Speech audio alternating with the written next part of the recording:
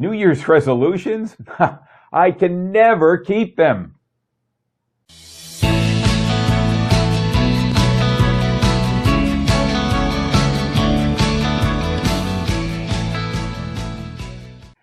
Oh, it's so true when we make New Year's resolutions. Sometimes they're really, really hard to keep. You know, sometimes they're not worth keeping, perhaps. Maybe we didn't make the right New Year's resolution. But if we have made the right resolution, it's good to persevere with that resolution and never stop.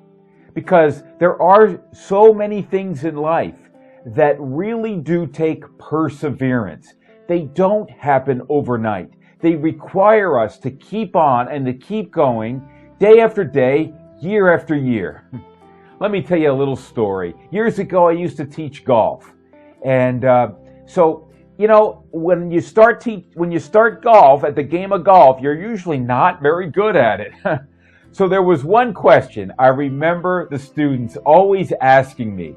It was a kind of a puzzling question and a difficult one to answer too. They would take their shot and the ball would trickle on the ground for about 10 feet away from them. And then they would look up at me and they would ask, "How was that?" And I'm thinking, how was that with the ball right there? Okay, right there. I didn't know how to answer that because I'm thinking, that was not good. How can you even think that's good? How can you even ask that question? Well, the reason you keep going at golf, even when you hit a shot like that, is because golf's not easy. It takes a long, long time. It might be a very good resolution to learn the game of golf, but you've got to stick with it. So I want to share with you today a resolution. It's a good resolution, a resolution worth keeping, maybe the best resolution anyone could make. And as you make this resolution, remember that it's going to take perseverance in it. It's going to take effort day in and day out, year in and year out, for you to keep it, sort of like the game of golf. Here is that resolution that I wish for you, that I've made for myself, that I wish for every person to make, and it is this: to resolve to live for what matters most. If you can live for what matters most, you've had a great day. If you can live for what matters most over the years, you've had a great life.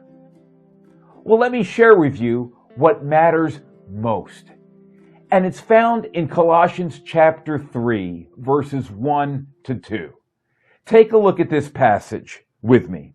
It says, "Since then, you have been raised with Christ.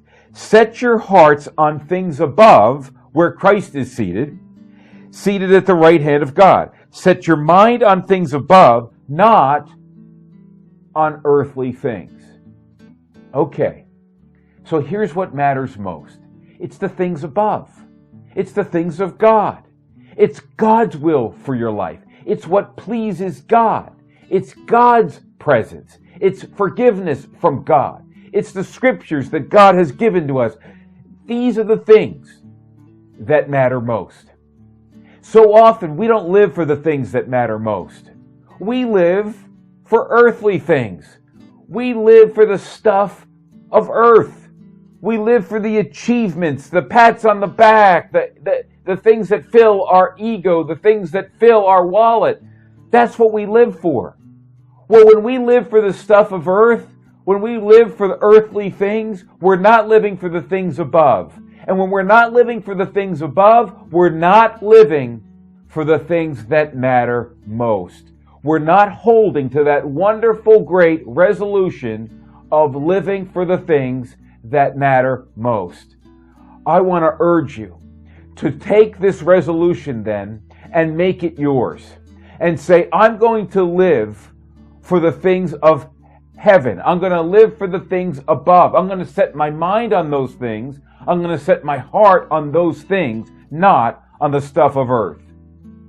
There is one wonderful song whose lyrics go like this: The stuff of earth competes for the allegiance I only owe to the giver of good things, to give the giver of all things. So here's the thing. The stuff of earth is going to compete for your allegiance, but you owe your allegiance not to the stuff of earth. We owe our allegiance to one, to the giver of all things. We owe our allegiance to God. We owe our allegiance to the things above, not on the earthly things. And when we set our allegiance to the things above, and we sort of let the things above win out against the things of earth for our allegiance, then we're living for what matters most, and we're keeping that resolution. Years ago, I remember I was having a birthday party, and I invited one of the co-workers of my father to come. I don't know why I liked this man so much. I didn't think that an adult would come to my party. My parents told me that he would be too busy. But my party came, and there he was, this adult that I admired so much was there. I still remember his presence in our house on that day.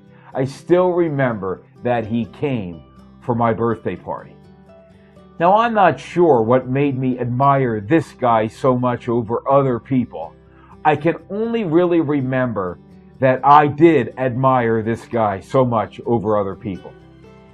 Well, over the years, I've sort of analyzed what I admire, what I do admire in other people, and what I admire, what I think is worth admiring in other people.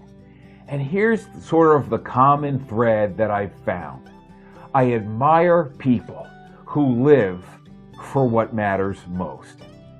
That is admirable for everybody.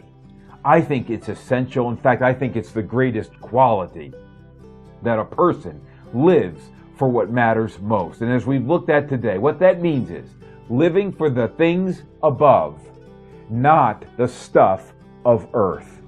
I want to urge you then to have this New Year's resolution, even if it's not New Year's when you're watching, to have this New Year's resolution to live for what matters most. I want to urge you to not live for the stuff of earth, but for the things above. Look what Ephesians chapter 5, verses 15 to 16 says. It reads, "Therefore, be careful how you walk, not as unwise, but as wise, making the most of your time, because the days are evil."